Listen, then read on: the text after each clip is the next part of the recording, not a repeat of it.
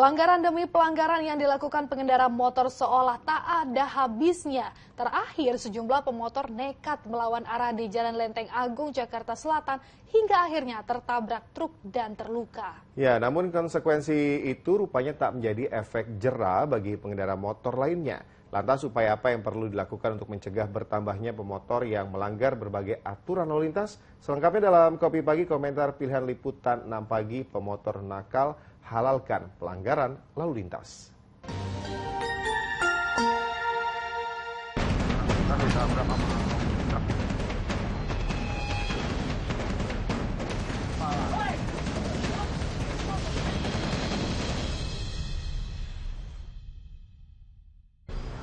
Jalan Raya Lenteng Agung, disinilah kejadian nahas menimpa sejumlah pengendara motor yang mencoba untuk melawan arah.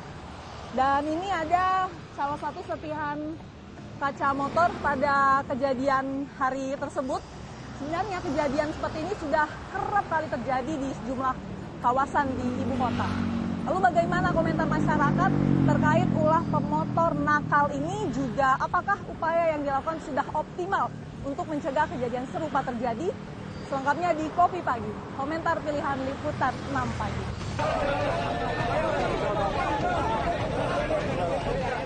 Marah-marah hingga bertindak anarkis, seorang konten kreator menjadi sasaran sejumlah pengemudi motor. Mereka tak terima karena YouTuber tersebut membuat konten yang melarang pemotor melawan arah. Padahal bermaksud ingin sosialisasi tertib berlalu lintas, ujung-ujungnya malah ditentang habis-habisan.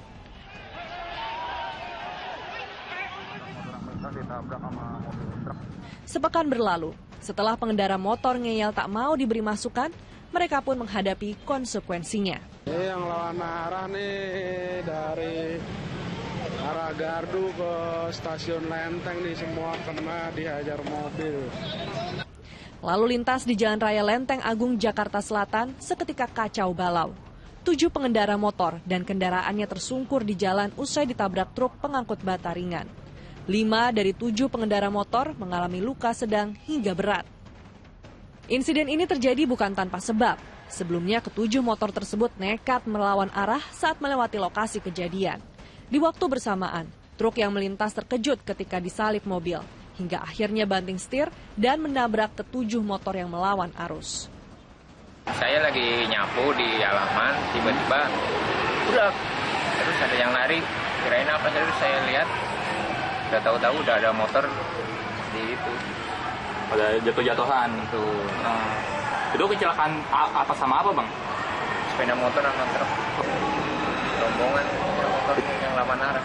Bahwa dia kaget karena ada kendaraan yang cukup kencang lari di sampingnya. Jadi dia melihat ke sebelah kanan. Tiba-tiba dia melihat di depannya ada motor yang melawan arus. Jadi dia kaget, akhirnya tertabraklah dari beberapa kendaraan roda 2 tersebut. Aksi nekat para pengemudi motor berujung bencana. Sudah menjadi korban dalam insiden ini, para pemotor pun disalahkan karena terbukti melanggar aturan lalu lintas dengan melawan arus. Mereka bahkan berpotensi dikenakan sanksi tilang.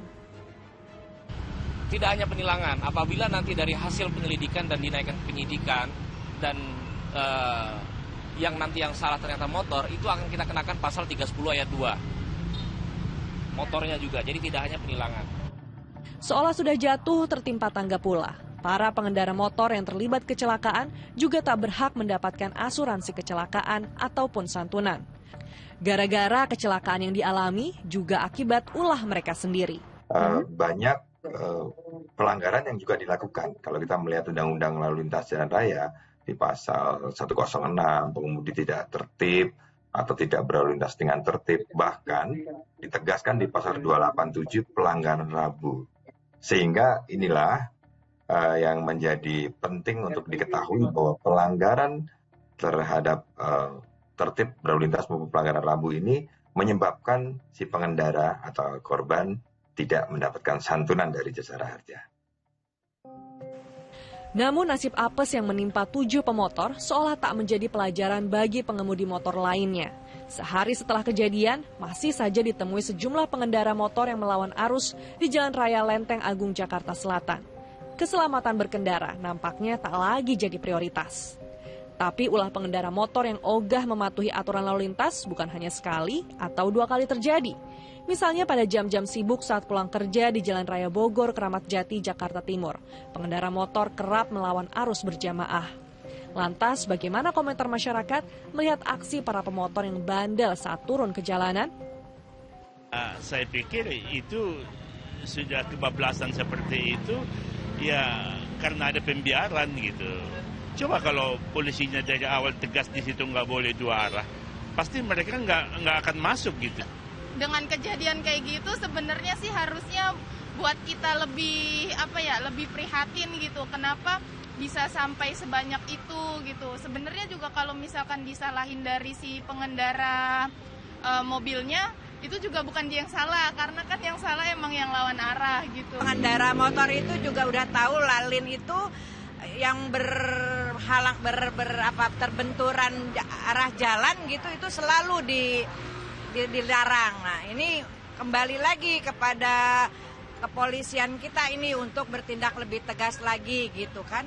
Walau sebenarnya kendaraan motor itu juga harus introspeksi juga dirinya gitu kan. Menurut aku sih itu udah jadi warning ya buat kita supaya patuhi aturan yang udah di jalan dan jangan melawan arah sih, itu aja. Soalnya kan udah emang di sini tuh kan satu jalur semua ya, satu arah semua. Jadi kayak kalau misalnya kita lawan arah tuh agak berbahaya sebenarnya. Udah dari lama juga sih seperti itu. Jujur kaget sih karena kayak maksudnya keselamatan kan paling penting ya, maksudnya walaupun orang-orang buru-buru ataupun ada agenda apa juga, maksudnya safety first harusnya gitu sih. Sangat fatal sebenarnya. Aturannya sih masyarakat itu ikut dengan aturan yang ada itu kan untuk keselamatan kita. Lebih disiplin lagi lah, kalau kayak gini kan yang fatal bukan cuman korban yang susah ya, masyarakat juga ikut yang kena macet, terus pemerintah juga jadi ikut ribet, semuanya kena. Risih sekaligus geram, masyarakat dibuat tak habis pikir dengan ulah nakal para pengendara motor. Sebelum kasus para pengendara motor melawan arah viral, lagi-lagi para pengendara motor ini memang kerap melanggar peraturan lalu lintas, salah satunya di jalur busway. Karenanya para petugas ini sering melakukan razia dengan harapan agar membuat para pengendara motor jera. Melawan arah baru satu cerita. Kenakalan pemotor lainnya yakni menerobos jalur busway.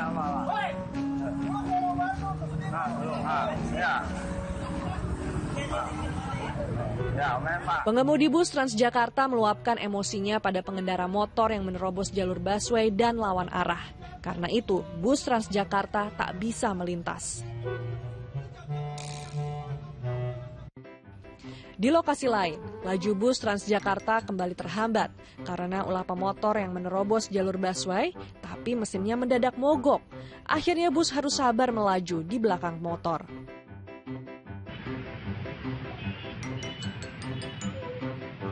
Belum lagi ada pelanggar motor yang akhirnya malah main kejar-kejaran dengan petugas. Berani melanggar masuk jalur busway, tapi ciut tak mau mempertanggungjawabkan perbuatannya saat ketahuan petugas. Ulah para pemotor nakal bukan hanya mengganggu lalu lintas, tapi sesungguhnya bisa jadi sumber bahaya untuk pengemudinya sendiri. Tak heran jika kecelakaan di jalan raya masih didominasi oleh pengendara sepeda motor. Ketika kita berkendara ini kan melibatkan sebuah alat yang terbuat dari besi, kemudian ada yang rodanya cuma 2 sampai dengan roda banyak, kemudian ada yang bobotnya ringan sampai yang berat, ada yang kecepatannya rendah sampai dengan tinggi. Nah itu nggak bisa kita prediksi. Memang ada aturan lalu lintas yang membatasi kecepatan. Tapi sekali lagi, kita ada di lingkungan yang memang kita tidak bisa terka arusnya. Sehingga potensi bahayanya itu sangat-sangat besar. Kita nggak pernah bisa mengukur bahwa kita mau melakukan sebuah kecelakaan yang nilainya sekian atau yang mahal dikit. Nggak bisa tuh. Risiko dan bahaya saat melanggar lalu lintas rupanya belum cukup kuat menjadi alasan pengendara motor nakal agar jera. Maka petugas Dirlantas terus berupaya melakukan sosialisasi kepada pengendara motor agar tertib berlalu lintas. Pengawasan pun ditingkatkan dengan melakukan razia hingga menempatkan mobile etle di sejumlah titik rawan pelanggaran. Sementara sanksi tilang menjadi langkah terakhir untuk menindak tegas pelanggar yang bandel. Untuk penilangan yang sudah kita lakukan, perintah Bapak Kapolri, kita menggunakan alat etle. Kalau di tempat-tempat tertentu memang sudah ini sementara beberapa tempat sudah kita tempatkan etle mobil di tempat tersebut. Seperti kemarin di Lenteng Agung, dengan kejadian bukannya setelah ada kejadian kita bertindak, waktu-waktu sebelumnya juga sudah kita tempatkan etle mobil di situ. Dan juga memang sekarang kita boleh melakukan penilangan manual, tetapi itu adalah istilahnya terakhir lah. Istilahnya kalau mereka udah ngeyel sekali akan lakukan penilangan secara manual. Meski upaya sosialisasi tertib berlalu lintas terus digalakan, nyatanya petugas tetap kesulitan karena tingkat kesadaran pengemudi motor tetap rendah untuk tertib berlalu lintas. Lalu apa komentar masyarakat agar pemotor berulah bisa kapok? Peringatan lah, jadi peringatan mungkin dicatat namanya, kalau dia melanggar 2 kali masuk ke penjara aja lah, nggak apa-apa. Biar jadi efek jerah. Harus ada efek jerah, Mbak. Kadang-kadang perlawanan juga harus ada efek jerah. Hukumannya sih palingan motornya disita kali ya. Motornya disita, terus SIM BPKB-nya gitu. Jadi biar jerah nih orang nggak mau ngelawan arah lagi. Denda sih Kak, karena kan nyari uang susah ya. Jadi kayaknya didendain dan emang harus dilakuin gitu. Emang nominalnya harus besar dan dari pemerintahnya juga tegas untuk memperlakukan dendanya itu gitu. Mungkin aku sih tilang sih ya, karena kan kalau nggak salah kemarin tuh udah ada dari kepolisian udah menerapkan sistem tilang ya di sini. Jadi kayak menurut aku udah cukup efektif biar masyarakat juga jerak, biar nggak lawan arah lagi. Salah satunya ya seperti itu Mbak, tidak dapat apapun, semua kalaupun dianya hanya kecelakaan biasa, semua SIM-nya itu semua ditarik, fasilitas untuk pengendaranya itu semua ditarik. Jadi jangan dikasih ampun ya untuk pengendara yang melanggar lalu lintas itu gitu. Ya kalau sekarang kan udah ada tilang elektronik, tapi kan tidak semua tempat ada. Kalau bisa sih yang seperti ini dikasih pelanggaran, ya semacam kalau bisa denda lah, masyarakat kita kan takut akan denda. Dia mau takut melakukan sesuatu kalau denda kena materi. Meski faktor internal pengendara merupakan persoalan yang masih sukar diatasi, bukan berarti pemerintah tak bisa melakukan antisipasi lainnya. Menyediakan transportasi publik yang lebih baik dibandingkan kendaraan pribadi dapat menjadi salah satu solusi yang mampu mengurangi jumlah pemotor nakal di jalanan. Bagaimanapun juga, masyarakat membutuhkan transportasi massal yang aman dan nyaman agar bisa beralih dari kendaraan pribadi. Moda transportasi publik massal di Jakarta tuh sudah bagus ya. Kita punya komuter lain. Ya ada komuter lain, ada MRT, ada LRT Jakarta. Ya sebentar lagi ada LRT Jabodebek, ya. Lalu ada Transjakarta. Itu sudah. Tetapi penegakan lagi-lagi penegakan supaya para pengguna kendaraan bermotor pribadi ini mau pindah ke transportasi publik massal. Itu yang perlu dilakukan sekarang secara cepat gitu ya, secara tegas gitu.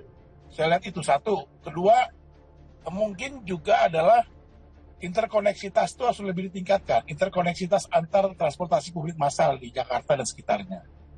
Aturan lalu lintas sesungguhnya dibuat untuk menyelamatkan nyawa pengendara, bahkan meliputi siapapun yang ada di sekitarnya. Namun yang tak pernah disadari adalah ketika menghalalkan segala bentuk pelanggaran lalu lintas, sebenarnya tengah mempertaruhkan nyawa diri sendiri dan orang lain di jalanan. Sebuah pengorbanan yang sudah pasti tak sebanding dengan apa yang harus dibayarkan. Sepeda motor masih menjadi kendaraan yang paling berisiko untuk mengalami kecelakaan. Karena salah satu faktornya adalah pengendara sendiri yang kerap melanggar aturan. Kalau sudah begini, kesadaran para pengendara untuk dapat pulang ke rumah dengan selamat harus ditingkatkan.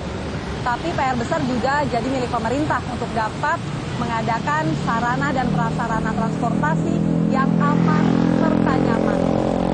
Dan pada akhirnya ini semua juga menjadi tanggung jawab kita bersama agar tak ada lagi korban berjatuhan. Demikian Kopi Pagi kali ini. Saya Nadira Ali dan juru kamera Adi Fatoni pamit. Salam SCTV.